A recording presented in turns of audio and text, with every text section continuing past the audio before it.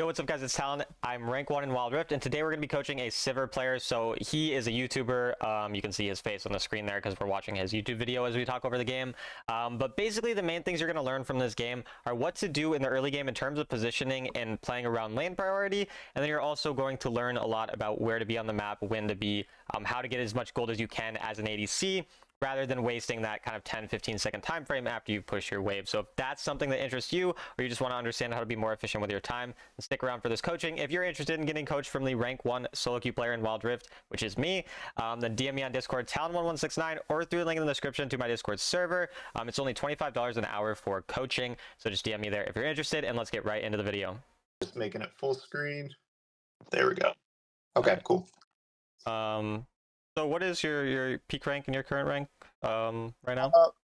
Peak rank was Challenger, but that was like 18 months ago, and then I took a break, and so I just hit Master yesterday. Gotcha. And your goal's Challenger, I assume, by the title of your... Yeah. Okay, cool. What's your champion pool typically? Misfortune's my main. I play Zeri in fielding games with Field. And then I've been playing a lot of Sivir recently into tanky comps. And if I have to, like when Kai'Sa's in the meta, I can play her reasonably well. I can play some Jinx. Gotcha. Yeah, regardless of what it is, like Kai'Sa is really strong right now, but yeah, any champion pool, I would just say having like 3 champs max is usually ideal. But I mean, you've climbed in the past, so you're kind of probably pretty aware of like smaller champion pool being useful. And basically the way I'll go about it, interrupt me anytime you have questions or anything like that. I pretty much just talk about all the small details of the game as we're going through it, and then after the 2 games, I'll write out notes of the more like, you know, bigger picture things to actually work on in your games and whatnot. But starting off, first, like small thing here, this ward doesn't provide any value to us. So we never really want to ward the bush level 1. Obviously, there's no physical way for them to get here before you get here, so you might as well just walk in the bush. You can see if they're going to come in, and then you just get free poke on them if they walk in. Problem with this ward is if they do get control of the lane and then they have a control ward, they will kill your ward. They level up, and like before you, they get level 2. They're able to get a better trade there. And then you also don't have the ability to ward a jungle camp. So like what we prefer to do with our warding usually is not ward at all level 1, and then wait until we see how the lane goes. So if you have lane prio, you know what prio is, I assume. I just want to make sure. So if you have lane prio level 1, crash the wave quickly, you can just go and ward their ground prio, or their Krugs rather, right away. If you're on this side of the map, you can go ward, you know, blue, whatever. And this gives you a lot more info on jungle pathing, which then allows you to understand, like, do you need a time of jungle or a recall quicker, so because like your jungle's pathing away, they're just pathing towards you, that type of thing. So that's why we typically want to use our wards that way. And then if you're getting pushed back in your lane after level 1, you'll just go ward this bush here, because then you'll see before you get like ganked right away. Because lane ganks are just a lot less common, and typically one of you should be controlling the bush anyway, so you'd be able to like have some type of vision of that naturally just with your bodies. So does that make sense? Yeah. So even if I pretty much know we're getting shoved in here. Yeah. Well, right? Why would you know that? This is a winning matchup for you. Why do you think that? Misfortune does so much more damage than Sivir early. Yeah, Misfortune does so much more damage than Sivir, but Sivir's strength is getting prio. Like the bouncing ability, I actually don't know those spells. I don't play shit. W is your bounce, right? Or yeah, you should be taking W first here, not Q, because we need to understand the goal of this lane. So the goal of this lane is to outpoke the enemy, have prio, get them pushed under their turret so that they can't get leveled up for you, because the way that engaged champions typically want to play the game, they want to get level 2 most of the time, depends on the specific champ. Usually they want to get level 2 and then force hard engages, find all in. So your guys' advantage, you have range, you have better poke. Their advantage, they have better all in, you know, because they have an engaged support. Alistar is the most useless support level 1 of pretty much any support in the game. Can't do anything. A good Alistar would take W and then he'd at least like knock you back, but he wouldn't really do anything. It's not scary. And so what you should do here, you should start W. You should literally hit the wave as soon as it comes up, because again, you have the poke advantage. Alistar's useless level 1, and then you're gonna have the lane pushing into them. You get that ward that I spoke about off over here, and then you're gonna get on this wave right as it reaches around where my cursor is. Like the second wave, when that gets there, you want to immediately get on that, because the first minion of the second minion wave gives you level 2. And if you get level 2 before the engaged support gets level 2, they pretty much get constantly pushed under their tower. They get poked out. They can't do anything. Whereas if you let them kind of get the push into you, you're in a much worse spot. So does that make sense? Yeah. Now, is that going to apply if, let's say they have, geez, I'm trying to think of like another like poke champion. Like say I'm playing like a Nami here.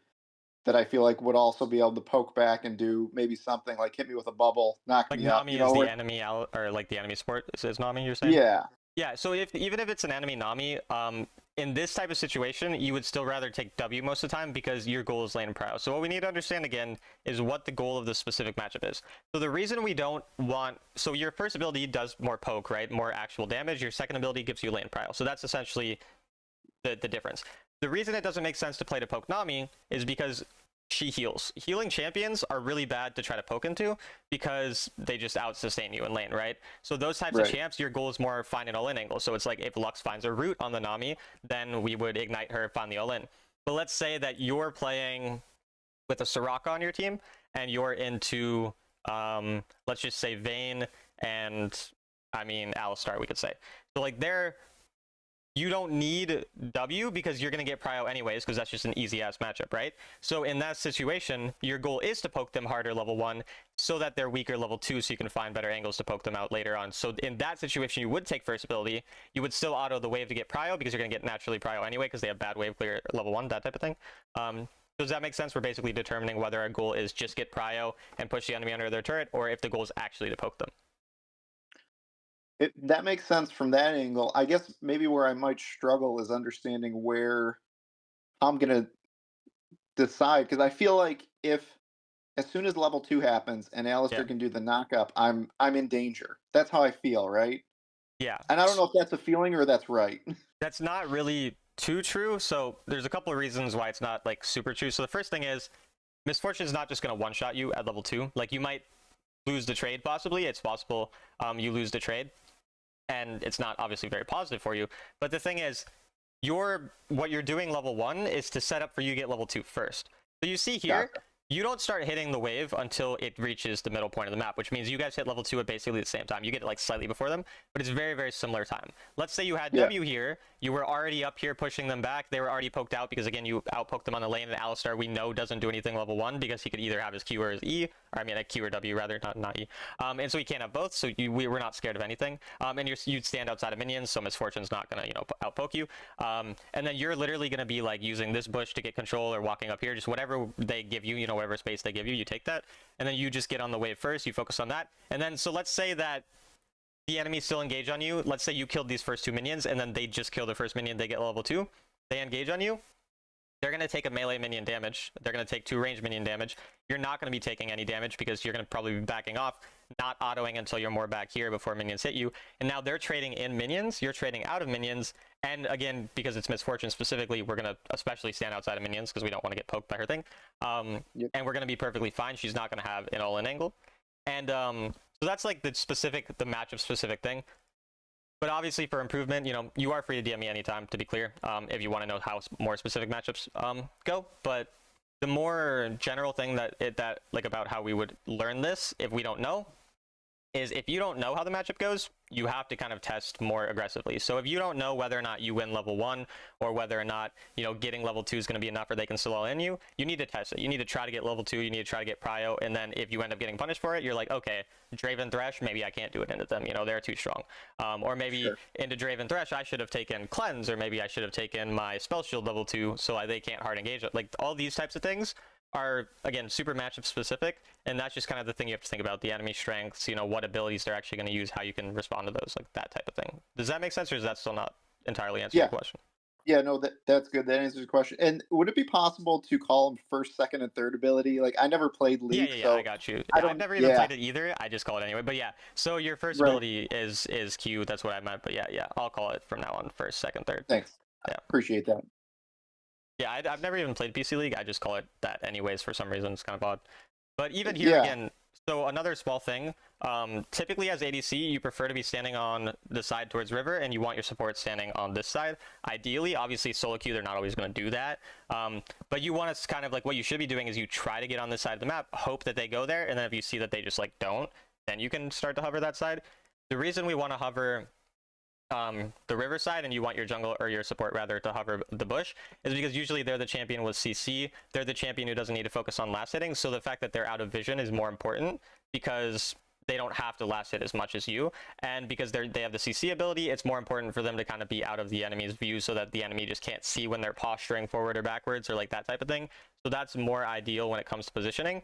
And then also with positioning with our supports in lane, we want to try to be on a direct, like, we want to be able to draw a line with them. So basically that they can both you can auto attack and they can auto attack the person at the same time. So instead of you being here right now, we'd rather you're more where my cursor currently is, kind of right by your flash button. Because then you're going to be able to auto attack someone at the same time. Whereas what should happen right now, again, the enemy are bad, so it doesn't happen. Alistar should literally just run at you right now, and you're going to get punished by the fact that you're pushed up too far, and the Lux is back here. Does that make sense? It does. How, and we're just sort of, I guess with that ward, we're making sure that we don't get collapsed on by the jungle, which is... Yeah, so exactly. Okay. And then here as well, another important thing to keep in mind against engaged champions, I think I've gone back too far, but an important thing to keep in mind against engaged champions is once they use their abilities, you need to take a lot more space. So here, like 5 seconds or so, Alistar misses his first ability, and again, once he doesn't have first ability, he can't second ability you. It doesn't do anything, basically. And so, like, I think it's right here, or like in a second. He uses that, yeah, like there. Yeah, he uses his first ability. Just walk at him, keep auto. Just walk up, auto. If Misfortune walks at you, you keep autoing. They do nothing, and then Lux will be able to walk up and get something. So like you can take those auto trades because you're fine with those auto trades into Lux or into Misfortune rather. And at the very least, you hit the wave to get level 3 first. Because again, we're losing lane prio into a matchup where we should have lane prio level the first 3 levels because of that. And then what this would have allowed us to do is to recall on our mana boot, or not mana boots, on our gluttonous greaves. Yep. So that's one thing. Another thing we need to understand is we can see what ends up happening with the positioning thing here, where since you guys are both grouped together, it's really easy for Alistar to get an easy engage, Misfortune to get double slow on you guys, that type of thing. If you're positioning here, not only does it possibly encourage him to go on you, which would mean that your Pantheon can gank, right? Yep. But it also means you guys are spread out, so it's less dangerous here. Does that make sense? Yeah. And then also, I'd prefer to use your ghost instead of your flash here. Small thing. I get like being a little scared here, but if you just ghosted as soon as you were close, you're not going to waste flash, which is obviously a more important cooldown. That's a more like a very small thing, but just a little addition. Yeah, works out though. Well, yeah, but no, I get it. Sometimes things work out that are done wrong. And then also here, you should have gotten the additional wave. So what we need to understand one thing as well about these waves, we don't necessarily want the wave to get stuck right here, because then when you come back to lane, well, first of all, you're probably going to lose 1 or 2 of these minions because you're going to have an additional minion hitting theirs, because your wave will come up here, you know, it'll get stuck towards their turret. They can freeze on you, and Alistar, Misfortune, they want to freeze because they're more looking for all-ins. And so we wouldn't want to do this if you didn't know where enemy jungle is, but we see Master Yi, right? So you were completely safe. Nobody could have possibly punished you here. Getting that additional wave also would have allowed you to get an additional longsword on your buy. Not a huge thing, but it helps, right? So that would just be a bit more ideal. But even with no mana, you think just I guess you have he's enough doing wave it clear. You help. have Ghost. The enemy were dead, and we knew where everyone was. We knew Zoe and Master Yi were both mid. 2 people were dead, and I'd be fucking shocked if Irelia went, you know, all the way to topside. So we pretty much knew that we were completely safe there. So yeah, even with no mana, you were safe. But again, the general things, because again, that's like a niche thing. A couple of these things aren't as like replicable. The things that are very replicable are standing on the riverside, standing on a line with our support so that they can auto attack at the same time, making sure we punish the enemy engaged champion when they use cooldowns, taking second ability when we want to get prio. And this doesn't have to necessarily be specific to Sivir. Any champion, you just want to try to get prio when you're into these types of engaged champions. And frankly, into most matchups, you just want to fight for prio. Like, that is the main thing of bot lane, because when you play a lot of scaling champions, your goal is not necessarily to hard win the lane and stomp lane. Your goal is to go slightly ahead, squeeze small advantages out, and then just outscale. And the best way to do that is to have the lane push, because if the lane's getting pushed like that, surprisingly, it's actually harder to gank someone who's pushing the lane, as long as you have your flash, ghost, that type of thing, because of the fact that the enemy are going to be lower level than you. And then the wave pushing means if they go and trade with you, they're trading in a wave, taking more damage, that type of thing. And if you're positioning properly and laying proper wards, you shouldn't really be surprised by a gank anyway. So that's kind of those are the main things. I don't really have a huge issue with anything here. I know I was kind of talking over it, but sometimes you end up getting ganked, and I think that type of thing is fine, really. But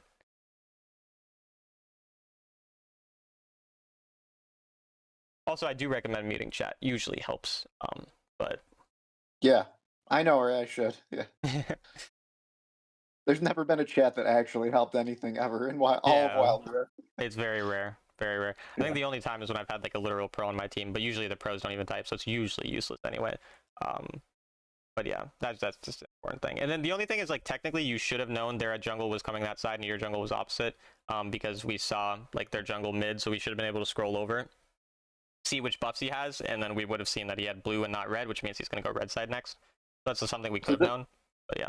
Looks a little more like it should. Well, What do you no, mean? I The floated positioning? over. Yeah, I was yeah. gonna say, yeah, the positioning, although I floated back over. Yeah. And I think that's just because like it's not necessarily intentional, like specifically in your mind. So sometimes you'll be in the right place, sometimes you're in the wrong spot. So we just want that to be like something we're kind of actively thinking about. Because again, the way I'll typically approach improvement is most of my gameplay will be autopilot, whatever the habits I've already built up, and then I'll have something I want to work on in the early parts of the game and something I want to work on in the late parts of the game, and that's the only thing that's consciously in my mind as I'm playing. So for the first 5 minutes of every game, let's say initially, I want you to just think which side you're standing on and like timing your walking up and your aggression with your support, like paying very close attention to their like where they walk and whatever, because solo queue ADC is obviously really difficult and annoying, so you kind of have to like in a lot of ways just follow whatever your teammates doing, or your support is doing. So that's like the main thing I would say in the first part of the game probably to look at. And then again, we have the smaller things like the warding, the jungle tracking, but the positioning in lane is definitely the biggest thing, and then fighting for that prio again, as we spoke about. Those are probably like the two main things to work on in the early game. Okay. And then here, I don't want you to over prioritize dragons. So keep in mind, dragons are super useless. The only value of dragons is soul. Last time that you said you played a lot 18 months ago, dragons used to be good because they actually stacked. Like you get 2 buffs, you know, you get 2 dragons, you get better buffs. But for this, that's not how it works anymore. Now it's just like dragon soul's all that matters. All the other buffs are pretty useless. So we're not like necessarily concerned with getting the dragon too much. If our jungle goes, we go, but like your jungle was opposite side at that point. We don't need to start it initially. And then the other issue with this is that you're not pushing the wave out in top side before you rotate. So typically we will almost always want to have the lanes pushed out before we rotate to an objective. Whether that's early game, we're going to push out our own lane, or later on in the game, we'll now be pushing mid, you know, and controlling mid.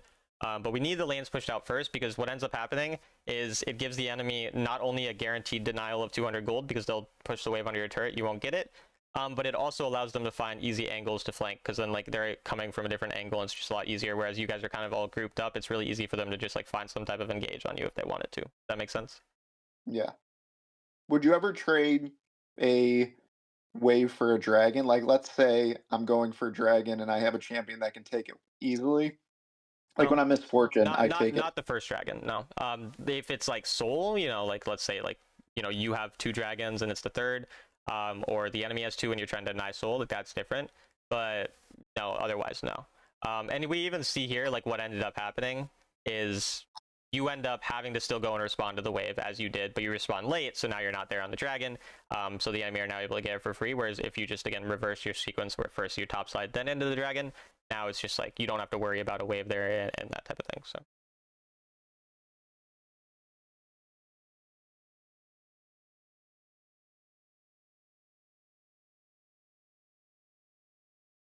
and now again, your goal at this point is kind of push out your wave, and then whenever you can, you want to start getting into mid if your RE lets you. If not, it's fine. You can still just push out your side. But usually, like the sequence again will follow in the mid game is I'll push out my own lane. I'll probably push out the next wave as well that comes, because like let's say like you just got this wave that we saw here.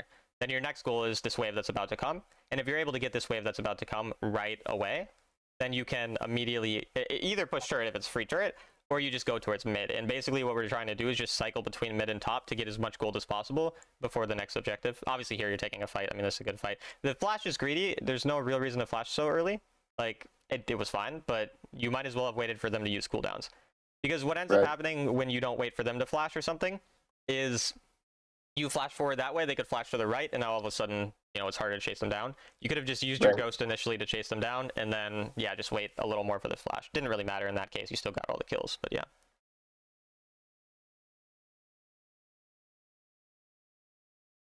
I mean, this is all fine. It's unfortunate. I think you'll probably live anyway, yeah.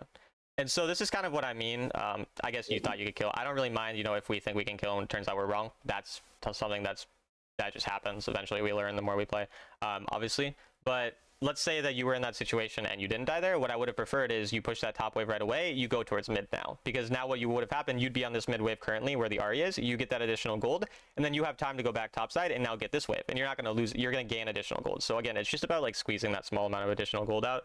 In that case, like I said, you thought you could fight, so you tried to fight. Turns out you were wrong. That's fine, because that's just normal. That's something that we all make mistakes on. That's not like something we're worried about improving on, because that just happens naturally. But again, I would want you to do the same thing. Push out this wave, push out the wave that's currently right on you as well, and then immediately leave. Like, your goal is not to stay here. We're not just going to try to fight Misfortune Alistar in the middle of the game when they have ults to survive. Like, so you should be Wing right now, you should second ability right now to get the wave really quick and then go towards mid. And then we can even see, had you gotten this wave quicker, possibly protect that mid turret. I think in this case you wouldn't have protected mid turret, but then there's a mid wave. There's two mid waves right now. And let's say, again, you were on that, let's say you did that 5 seconds faster. You'd already be halfway through the river. You'd be getting 6 minions right now. The Zoe has 6 minions on her that you could be getting. That's an additional 250, 300-ish gold. And then you go back topside, maybe you lose 1 minion with your time that you lost. You're still getting way more gold than you would otherwise. And again, solo queue ADC especially, the goal is to get the waves. We don't care about our teammates getting that gold. Obviously, we're not just going to go and take it from our teammate when he's right there, but your teammate was dead. He wasn't going to get it. And so same thing here again. Just push this wave out as quick as possible and leave. You have this 10-15 second window now where there's no wave, there's nothing for you to do, and I'm imagining you're going to recall or just sit here and do nothing. And so we can just see, this is that little time. Even you could just be going and getting Gromp right now. Like, your teammate's jungle camp, you could just be doing that too. Like, it's anything that you can do to take advantage of those 10 or 15 second windows when the wave isn't here. So again, you're on wave right away, immediately killing it. You have 20 seconds. What do we do with this 20 seconds is extremely important. What you're going to do is maybe just try to go for a turret. I don't really like if that's the goal. The wording is good. Again, should be in mid right now. This is not super valuable use of a super valuable use of our time, because we don't know, like, Alistar's hard to kill. We don't know or have any specific reason to think we're going to kill him. And it's just like kind of 50-50. It's either we kill him or we don't. Whereas we can guarantee that mid gold. And now we kind of see what ends up happening is you're just sticking around a lot. You're basically at the mercy of your teammates, because either the enemy mid jungle, they rotate, they make a better play, you die, or your jungle mid rotate and something good happens. But it's not up to you. Whereas what is up to you is, again, getting that mid wave. It's free, but we're just constantly topside and we're never leaving our lane, which means your gold is fine. You're not weak or anything because you have a couple of kills, you're farming fine, but you're not getting any additional gold. If we watch like the top ADC players, for some reason they have 1 million gold, and a lot of people don't know why. This is why. It's because they're taking advantage of those 10 or 15 seconds. So yeah, good to know. And at this point, when the second dragon's spawning, we usually want to control mid first. So I would want you to go right through mid, get control of that wave with your support. And this is actually the time where you were asking the question about, when is it okay to maybe give up a top wave? This is when it's okay, because we're 20 seconds before an objective. Mid control matters more, because usually that's where the enemy are grouped. That allows you to go into the fight with your team, rather than, you don't really want to be separated from your team as a Sivir, so you don't want to go topside this late. Whereas, again, the first dragon, we don't care as much. It's less likely for a fight to actually happen, and it's just, we can't give up plates at that point as well. So this is the time where you would go through mid with your team, and then either go through topside together with them and clear the wave, or just ignore that one top wave and just get ready for the fight. And you could even just take this jungle camp again. Like, there's multiple times you walk by, just take it. Like, Ahri's on this top wave. You see, you're just on this top wave. This doesn't matter for you. Like, that mid wave is what you should be doing right now, because now you're just missing out on this gold that's dying to your turret. And you eventually realize that. But it's just like, again, we want to be aware of that a little quicker. Yeah. I mean, I could have had both. I could have had the jungle camp and the full wave. Yeah. And I still got plenty of time. And you even could have gotten this mid wave. That other wave too, yeah. Yeah, I would have 2 waves in the jungle camp. It's like 1,000 gold. No, it's like 350, 400, but it is still a lot, yeah. For 2 waves? Yeah, 2 waves is like 400, 500 gold. Oh, for some reason I thought it was 400. That shows how much I understand. Yeah, each wave is roughly 200. I don't know. It's like they give like every minion is like 65 to 40 depending on what type of minion. Holy shit, that damage is crazy. But yeah, and there's 4 minions, so either that damage is honestly nuts. I did not expect that, so that's not like even there. I don't really mind that death. That's just a death where it's like, okay, I just got one shot, I guess, unlucky and fun. Right. I don't know why your teammate didn't drop Herald until 10 minutes and 30 seconds into the game. That's insane. But patience. Extreme so. patience. Yeah. It's just something we won't understand. Yeah. I don't understand a lot of the the things I'll see when I watch other people play Wild Rift. Yeah. So yeah, again here we just go through mid. Don't care about the fact that our teammates are dying right now because there's no objective up for a minute. So like even if our teammates die, it doesn't hurt us that much. It's just 300 gold to the enemy. It's not like we lose, you know, a Baron or something. So you should just prio this wave and then possibly the turret, which is what you do. I'm pretty And you have concerned. Ghost Yeah. to get out, so it doesn't really matter. Like I'm fine with greeting this turret, for example. You see, I think you do end up greeting it. The reason it's okay to be greedy here is because again, a minute until or 45 seconds at this point until Baron spawns, your death timer is only roughly 30 seconds, maybe 35. So like if you die, it's not the end of the world. You don't lose much. And then we also saw Master G topside. We saw Zoe topside. We knew Aurelia was probably not there. So it was also pretty likely you wouldn't die and you had Ghost. So that's why just like the risk reward there kind of made me know like we're most likely fine. Okay. And Throw then- that flag. Yeah, that is unfortunate. I mean, Yeah. when we look at this, there's definitely mechanically things we could do to win this. Yeah. what No, like is- 1,000% I should have won this fight. He has 1 HP. Oh, it's literally just that you auto Dominion. It's literally just that you auto Dominion on accident instead of her. I mean, you just kill her. Yeah. Yeah, and I mean, Aurelia does that. It is what it is. But again, these are the things where sometimes that happens. That's not really a like again something to improve on. It's just like sometimes you accidentally click a minion and you die, and it happens. So. Yeah. I don't really mind. Again, the main thing for then the mid game, because as I said, we talked about the early game things to improve on. The mid game thing I want you improving on is taking advantage of that 15-20 second window after you push a wave.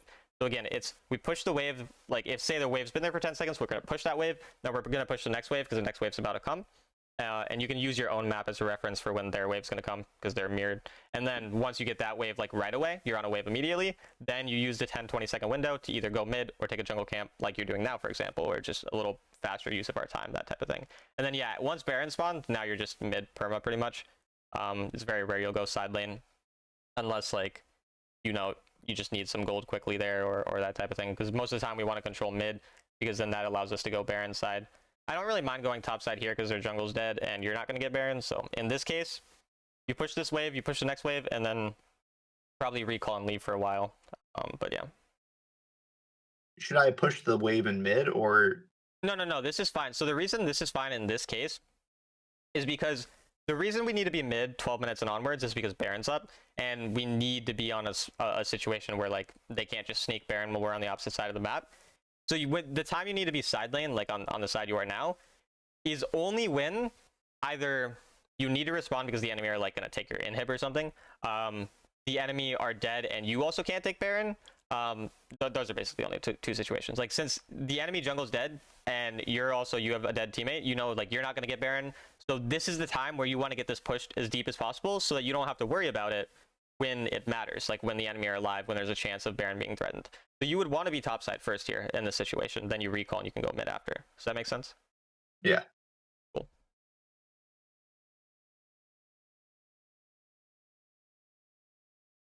Yeah, I don't mind Ma because of the fact that Zoe is like one-shotting you. You probably just grab Stasis at this point. Just, like, probably pretty good just for getting possibly one shot. You might even just want to ghost in here to try to... Yeah, I think you should have just tried to ghost just to hit faster. I don't think it probably would have changed much, but I just want to be in the habit of kind of being okay with using our ghost if we just want to be in a fight 5 seconds faster. Like it's a spell that we can kind of use it that way. Okay. It also do take cleanse in games where cleanse makes sense.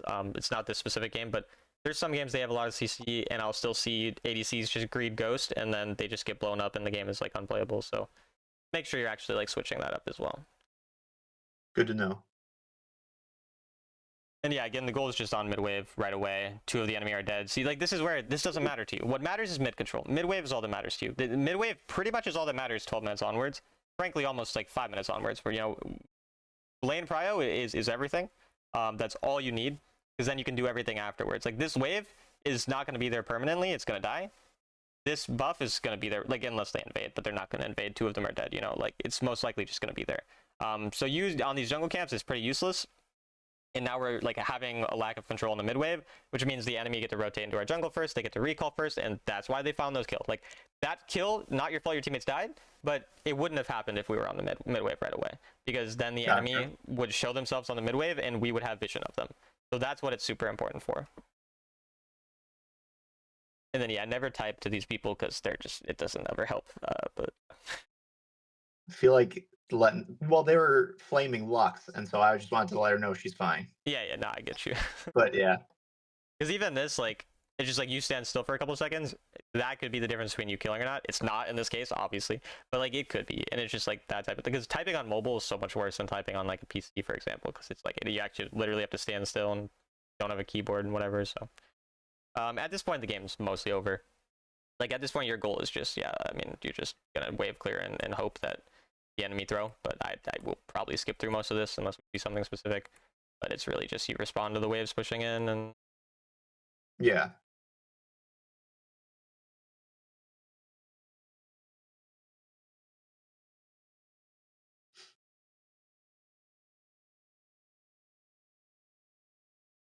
And looks got triple. Yeah, I gotta again.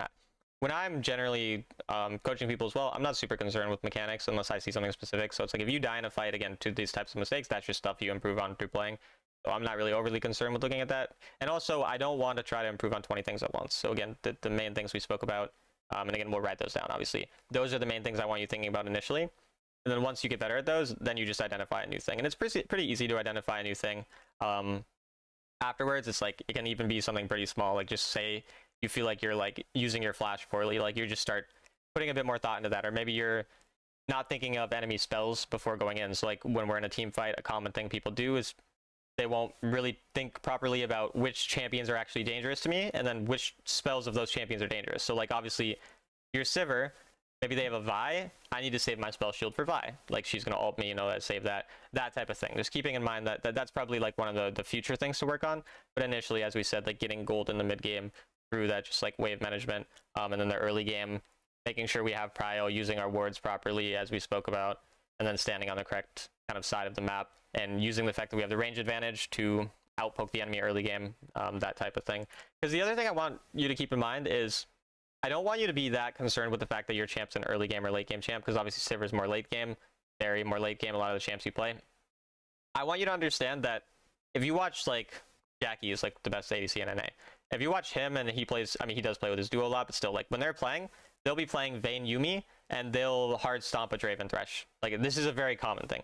Because they're gonna fundamentally play well, and so most of the times, if you make these proper plays early game, it doesn't matter that you're a weaker champion early game. Having this lane prio, playing around level 2 advantage, positioning properly so you get that additional poke, kind of like negates the fact that you're a weak champion. Now, obviously, if they play really well, you have to respect them. You can't just walk into Draven Thresh, you know. But I just want that to kind of be like your mindset is still to try to sort of not hard win lane, but always have those like small advantages or small poke. Even in a lane that is difficult, rather than just like accepting that it's difficult and like AFKing the lane. Sure. And then, yeah, again, it's just unlucky. We'll go on to the. Any questions or anything else before we go on to the other game? No, that was good. Thanks. I'm trying to see if this cleanse game. This is pretty 50-50. I really prefer cleanse over exhaust. In most cases when I'm playing ADC, but I do think this is a preference situation where they have CC. You could get caught in one shot, it could be annoying, but also they do have, you know, Yone can jump on you, Tristana can A-Trap. So it's like, you could go exhaust, it's pretty 50-50. Yeah. I mean, to be fair, it wasn't really on my radar at the moment, so Yeah. but so good to mention.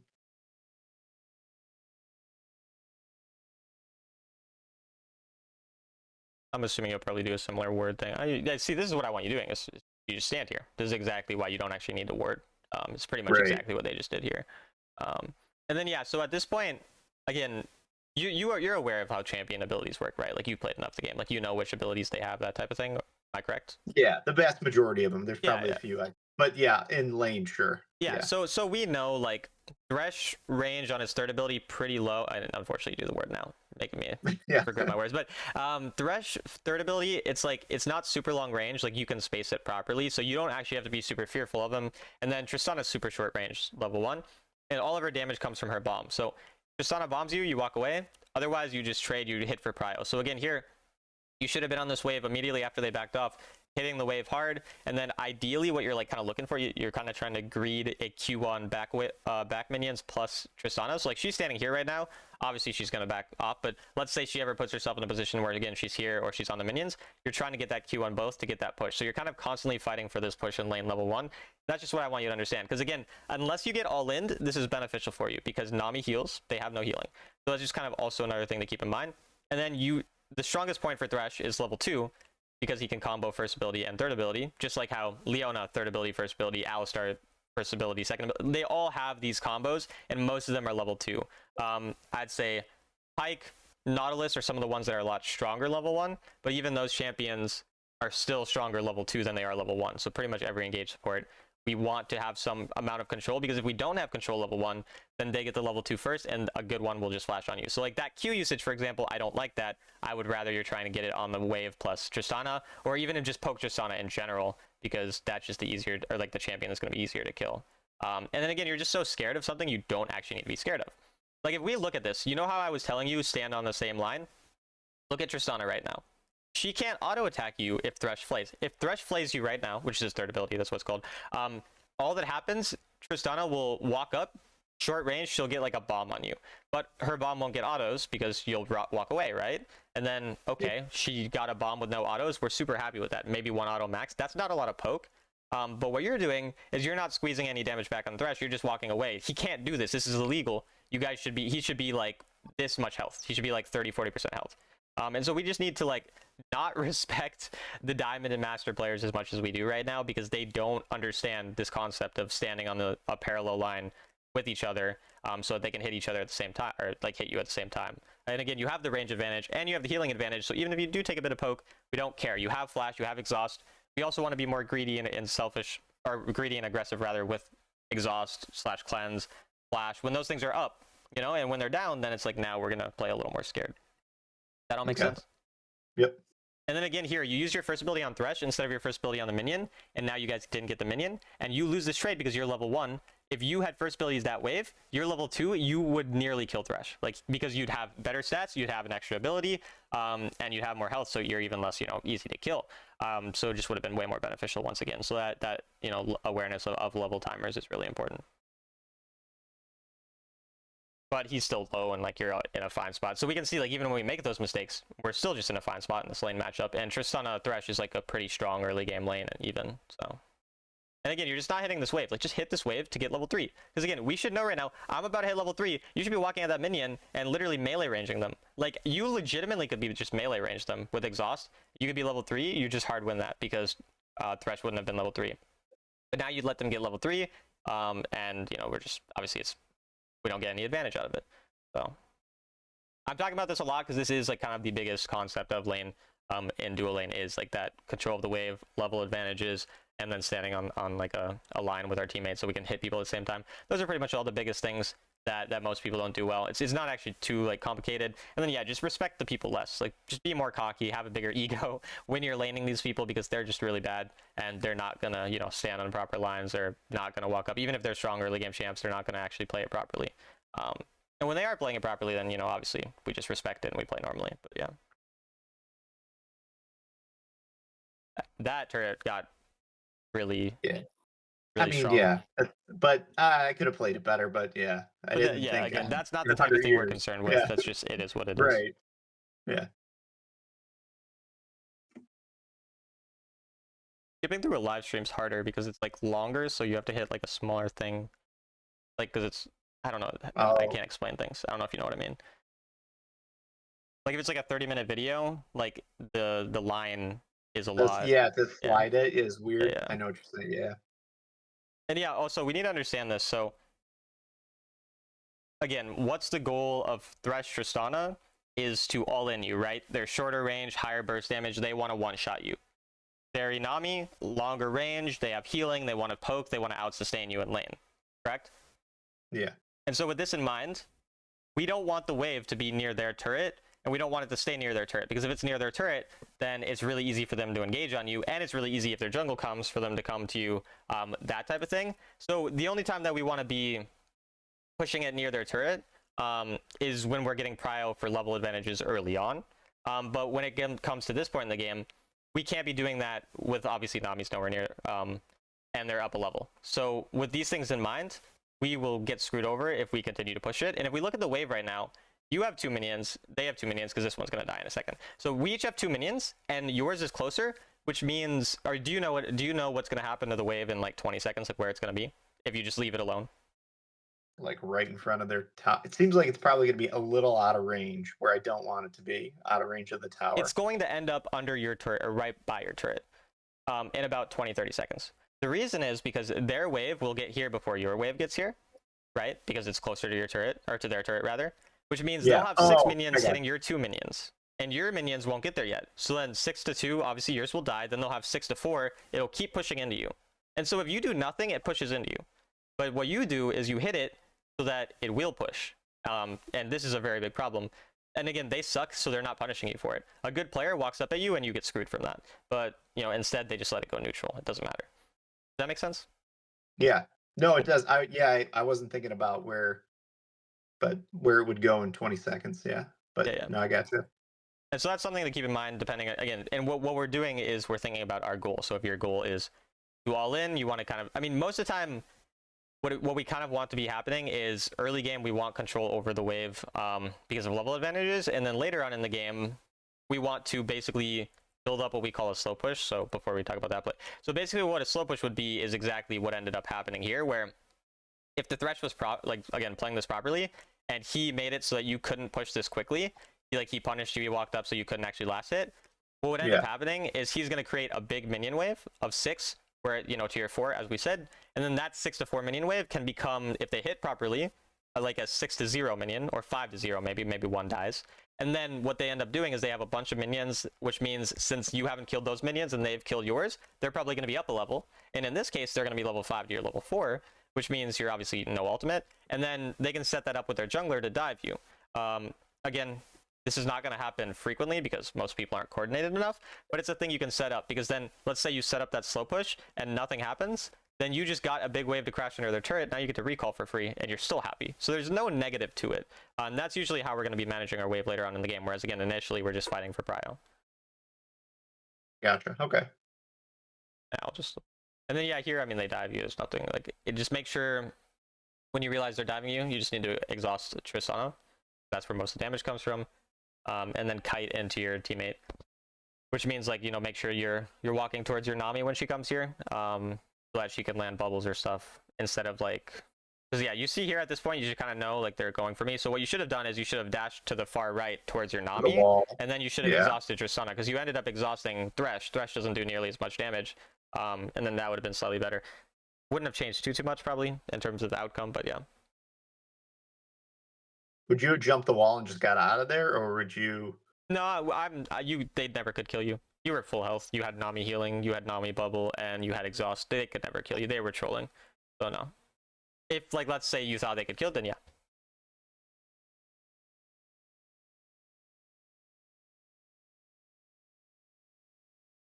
And yeah, so again, Tristana's entire damage is based around her third ability for the most part. You just used it.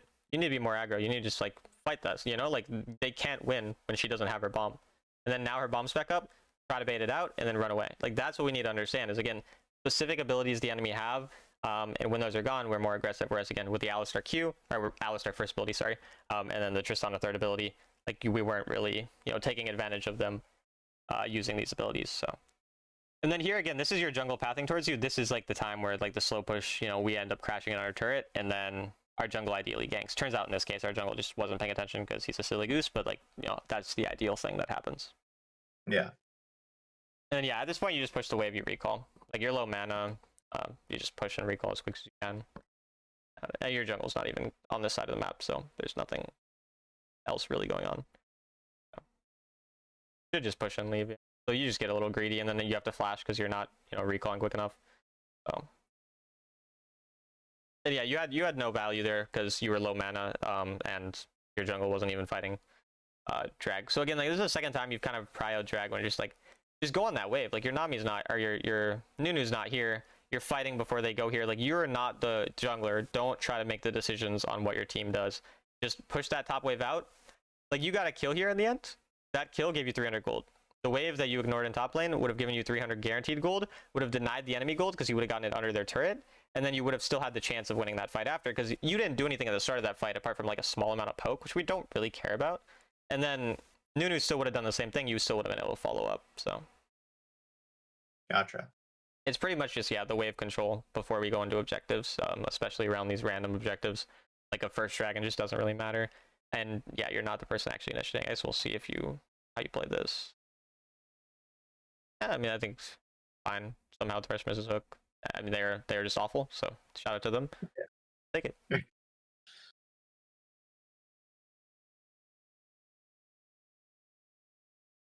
And then this is, again, I want you thinking of the same thing. Push top wave, go into mid, rather than just stay perma here. In this case, I mean, again, they give you a free fight, so we'll take it. Yeah, in this case, obviously, you just take advantage of it. You get the turret. Yeah, I mean, you even can get a second turret, possibly, yeah. That's fine. So at this point now, this is when I definitely want you going mid.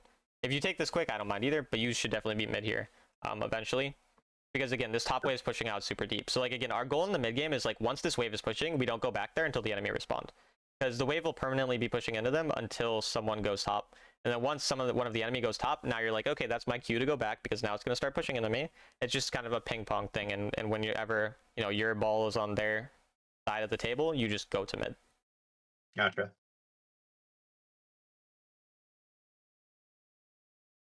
And we don't really want to be fighting here. You're low mana. You have 1,800 gold to spend. Like, your teammate's stupid. We should be leaving. Like, you just need to understand this doesn't make sense. Just, you're going to die. Or, like, I guess in this case, it kind of works out better than really it should. But this is still not the thing we want to typically be happening. Okay, Malphite. Yeah. I'm pretty sure you still end up dying here, even with... Oh, I have to die, right? Yeah. It wouldn't make any sense. Yeah. I mean, this kind of like, it's not as bad. I mean, okay, I don't know what is going on. Either way, even though you got 2 kills there, you had 4 kills like on your shutdown, so you still gave the enemy as much gold as you got. So it's still not even that beneficial, and that is with them being the worst players on the planet. So again, the main thing to keep in mind is we want to make sure we're recalling after something goes well rather than overstaying, because then we're going to be sitting on gold, probably low mana, and we're going to be really weak if the enemy come back. And that's usually how people throw games, is they overstay after something goes well, and then they get aced, and then enemy goes Baron, or enemy gets turrets, gold bounties, that type of thing, and yeah. Yeah. No, I'm not bothered by, like, just because it works out doesn't mean it was the right play. Yeah, like, yeah.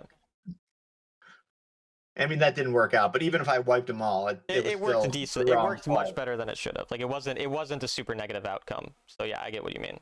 And yeah, again, here, same thing. Push top wave, push the next top wave, and then control mid / get into the objective. So like, your concern should be this other additional top wave instead of immediately going into this fight. Like, you're very concerned with fighting, which is understandable. That's usually how it kind of goes in this elo. But you could have pushed that top wave. It would have taken 5 seconds. You get that gold. This guy's probably still dead. And even if he's not, you have complete control over the objective. It's just like, these types of things are just, again, if you see a free fight, it's like, no, I'm going there. I'm going to go carry that fight. You can go. I'm not saying you literally have to push a wave before everything that you do. But a lot of times, it's right there. It's completely free. It takes 2 seconds. And then you can still go do the exact same thing you would do otherwise. We just want to typically take that guaranteed play basically first. But yeah, I mean, again, it doesn't really matter here. And then, yeah, we'll get the wave. We'll get mid, and everything's still fine.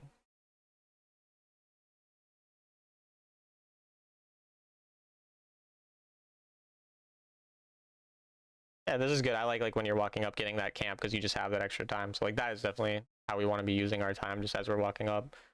And then yeah, so like here you don't even have to go top, which you don't. This is good, going bot instead, because like that top wave is technically pushing, but we don't really care because it's not pushing that deep, and there's nothing really like that we'd actually get from it. We'd rather be on the Baron side. Now we end up getting caught and dying when we could have flashed, like, whatever. But it still works out. But again, those are just the execution things, and that's not what we're concerned with. Unless there's like big things, but for the most part, you're playing mechanically well. Every once in a while, you make a mistake and die. That's just how it goes. Okay, so this is one of those things where I was talking about like spell tracking and keeping track of who's dangerous, and this is one of the things I'm going to want you to do eventually. So if we look at the enemy champs right now, what are the champions that are most likely to engage on us? Probably Malphite ult. That's going to be a very obvious one. So we want to be thinking to ourselves, where's Malphite? And then how can I respond to Malphite? Well, you can dodge it with third ability or flash, right? One or the other. Now, what other dangerous things are there? There's Yone ult. What's going to be good against a Yone ult? Exhaust, because he's going to go on me, he's going to do a bunch of damage, so I can exhaust that. You could dash it as well, if you see it, right? So basically, main things we're thinking is Malphite, Yone, those are the most dangerous, most easy to land spells. Now Thresh, his hook's not a guarantee, like it's very possible he misses it. And Aatrox, you're gonna see him before he runs at you. Like he just runs at you. So when it comes to spells we're keeping track of right now, Malphite, Yone are the really scary ones, and we want to be ready as soon as Malphite shows up on our screen to dash away. Yone shows up on our screen, we either get ready to exhaust or we dash away, flash away, whatever. Whereas what you do here, you're sitting here, you're hitting the Baron, they show up on your screen, and we're just really late with our usage of spells, and then we get comboed and we get one shot. And the main reason for this is just because we're not thinking about it. Because it's not like, you know, pro players or good players have insane reaction speed. The reality is they're thinking about it before it's going to happen, so then it's obviously a lot easier to react. Whereas if you're just autopiloting, it's like, oh, a bunch of people showed up on my screen, now I have to react, but Malphite just ulted as soon as, like, that's not possible, right? So that's kind of why you end up dying here. And then when it comes to positioning in that fight as well, if you're positioning in a way where you could easily dash over a wall right away, you're also fine, but your positioning made it so that there was no like wall super easy to dash over as well. Would you, well, like, so if you scroll back, I mean, I was next to a wall enough that you were as next soon to as a they wall show- to the point that you could go directly into Baron. So like the Like, wall I you were could- at, like if we look like here, if I like just, yeah, what's up? yeah, no, you can go. I might have Yeah. a question. You'll probably answer it. So the wall that like could have been over, that's like it basically you can't die in, is if you're more over here, because if you end up dashing like over the wall like this, right, like right here, as the enemy come from here. Well, You no, end up I'm thinking getting like totally peace out. Oh, like, you could go this way, you mean? Yeah. Yeah. If you're doing that, that's fine. I don't mind. Okay. That's fine too. I think ideally, you know, you're positioning it, but yeah, no, this is totally fine if you just dash out. So yeah, you're right. Let's say we Like we right saw them here, on our like, screen. I'm just like, I'm out Yeah. of here. Yeah, you could. Okay. 100, you're right. You could 100% done that.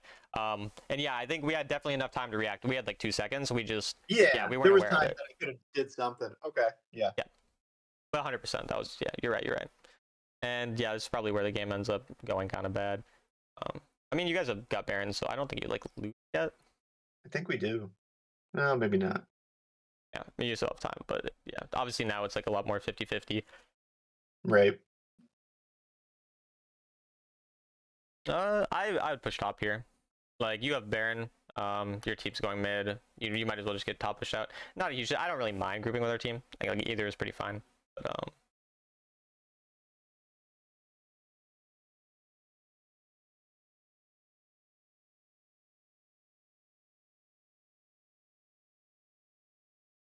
But for the most part, I think the positioning in this fight. You do lose this game still. I thought I did, which is one of the reasons why maybe we. Okay, yeah, you just decide to get hit by a turret 3 times. Yeah, So just I mean, decided yeah, to that is insert. it is what Yeah. it is. But yeah, that definitely just a silly mistake. Not really anything too much to learn from. Right. I would say definitely though in the fights in general, I just want you keeping track of the more dangerous spells more often. And I Yeah. think that's something I would say the thing I want you for working on first. Like I said, go into like 10, 20, 30 games, whatever, with those early game things in mind, and then late game / mid game trying to get the waves. And then after you get good at that, then you go on to the positioning and team fights, and those are probably like the main things to get better at. Yeah. And so yeah, like here they use like everything. So at this point now you kind of just know like you can just hit a bunch. And so this is again where spell tracking, you're not nearly cocky enough. Like if we look at their spells again, we thought what's dangerous to us, maybe Thresh Hook, Yone ult, Malphite, right? And so if we look at Right. it, they use Thresh everything. Aatrox goes in, Tristana's about to throw a bomb on someone, and Malphite ulted. They have nothing, and your ult hit a Malphite and no one else. What should have happened, and so the only thing they haven't used that we said was dangerous was Yone, right? Where's Yone? He's here. So what you should have done, and again, this is a bit of a like creative thing, probably would have been a bit more difficult to think of in the moment, but it is a plan that we would have ideally been able to do. Yone is here. You want to be away from Yone.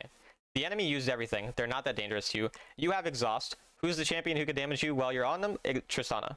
So you exhaust Tristana, you go in, you E over this wall right here, you're on their backline, they legit won't do anything to you, and then you'll stasis once they start walking onto you. Like this is, again, creative, a little bit hard to think of, more high level thing, but if we're tracking spells really well, that's what we could do.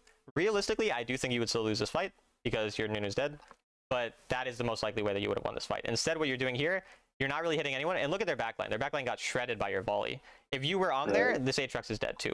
But instead, we're just hitting front. And then what did we not know of? The spell I told you was dangerous, right? Yone. And why is it? Because you were positioning on the side that Yone could walk into. He couldn't walk if you were over here, right? So Yeah. that's as well why we want to keep track of that type of thing. So if we know the specific spells that are dangerous to us, we aren't going to get caught by those types of things. Instead here, oh, that was so close. That's unfortunate. But yeah, I guess he dies at least. But I think that's the beginning of the end. So. Yeah. Yeah.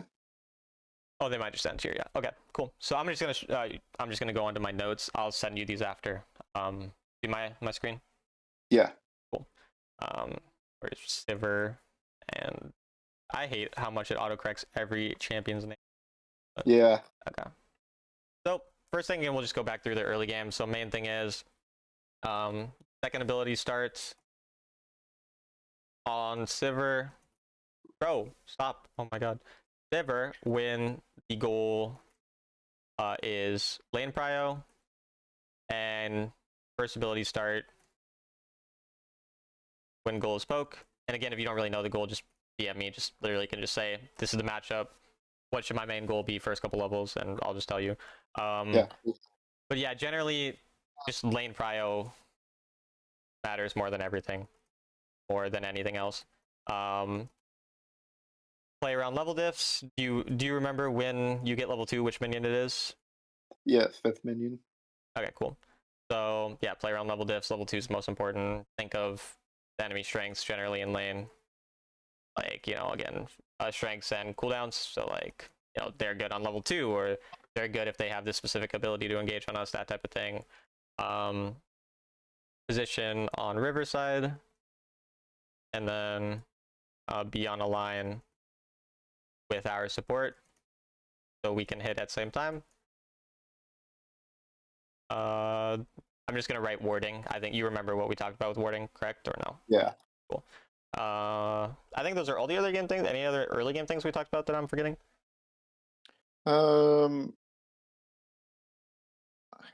No, I think we're pretty good. I mean, honestly, even if we miss one, which I don't think we did, that's enough for me Yeah, to. you have the VOD anyway because you're recording. Yeah. I'm recording too, I think. So yeah, then later parts of the game, main thing to just keep in mind is typically. Oh, the other thing actually is push wave before going into first objective. Yeah, that's also something. And then typical sequence, typical mid. Bro, I cannot type today. Oh my god. Typical mid game sequence is pretty much push our lane's wave, push one more, go mid, then just basically repeat. You know, like maybe we do a second mid wave if that's possible. If not, maybe we just go back right away. We're pretty much just cycling back and forth, trying to get as much gold as possible, and just generally value waves over random fights until Baron spawn. Then control over mid fighting matters more, because now like a fight in the mid game around Baron, that's the difference between winning or losing. Because if you lose a fight and then they get Baron, game's probably over. If you lose a fight and the enemy gets second dragon, or you lose a fight and they get one turret, like that's fine, we don't really care. Then just like spell tracking is basically just, you know, the thing we talked about with finding the most dangerous champions and their spells and figuring out how we're going to respond.